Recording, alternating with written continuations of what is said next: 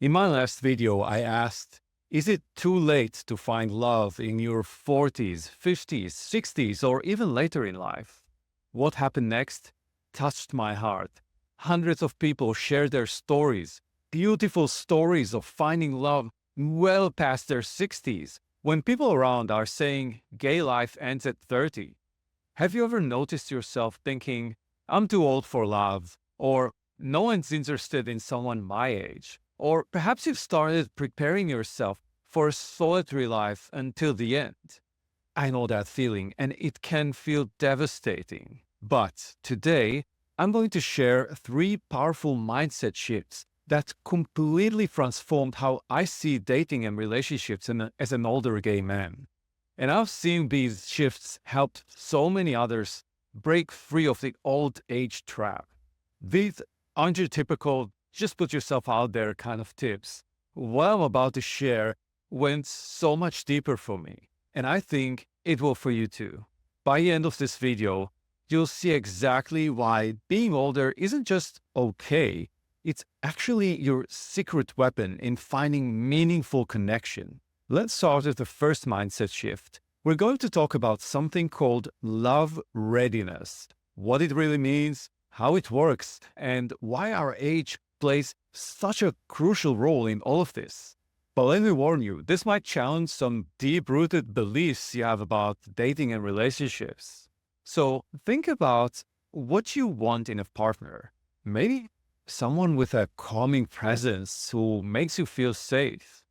Or someone who brings excitement and challenges you to grow. Someone emotionally aware or maybe adventurous. Whatever it is, have you noticed it's often exactly what's been missing from your own life? Or what was missing from your past relationships? That's also a possibility.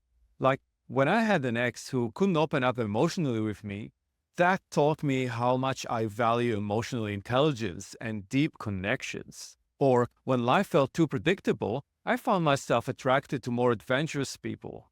We often seek in others what we know is missing in our own lives, but here's where most of us get stuck. We keep looking for someone to bring these missing pieces into our lives instead of developing them ourselves first. Think about it. If you're craving more adventure in your life, why wait for a partner to bring it? Or if you want someone who brings calm and stability to your life, why not start creating that peaceful environment for yourself first? This is where being older actually gives us an advantage. We've had time to learn these lessons. We understand what matters for us and what really matters in a relationship. Every past experience, every failed relationship has taught us exactly what we need to create a meaningful connection. Being love ready isn't about having a perfect life. Not at all. It's about building a life that already has the qualities that you're seeking in a partner. When you do this, something remarkable happens. You stop needing someone to complete you, and you start looking for someone to share your already fulfilling life with. I learned this the hard way. There was a time when I was desperate to find a relationship. I'd go on dates with guys that I really liked. And when they wouldn't want a second date, I'd spiral into like, what's wrong with me? Why doesn't anyone want me? And looking back now, I can see exactly what was happening. People could sense that desperation, that feeling that I needed someone to make my life complete. So the first mindset shift is all about moving from seeking love to being love ready. And think about it. When you're doing things you love and you're spending time with friends who get you and just living a life that excites you, people can feel that energy. And it's totally different from that energy of my life sucks and I need someone to make my life better. Your story would seem more like, I've built something beautiful. Would you like to be part of it? And people can smell the difference from miles away. And guess what will be more attractive to that kind of person you want? And what happens next in many cases is you actually attract the kind of person you wanted. And this happens not from a place of neediness and desperation, but rather from a place of wholeness and authentic joy. And quick note, I share more detailed strategies about how to do this in my private weekly newsletter. To join for free, check out the link in the video description.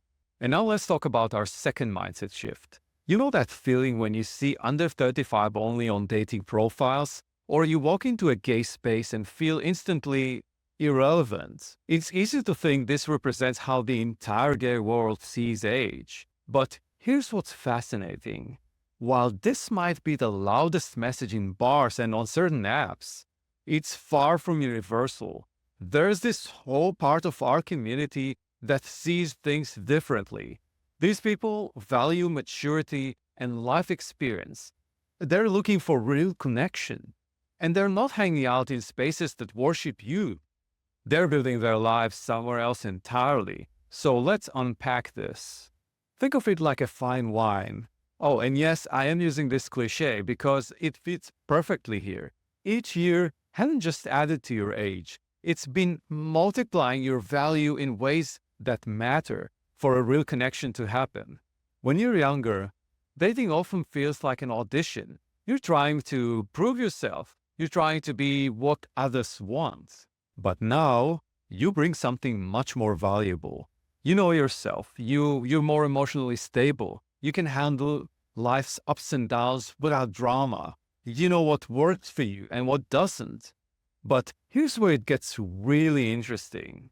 Those past relationships, the heartbreaks, the challenges you've overcome, in your youth, these might have felt like baggage, but now they're actually your greatest assets. They've taught you exactly what works in relationships and what doesn't. You know what you're willing to invest in and what you won't tolerate. No more wasting years trying to change someone or compromising your core values.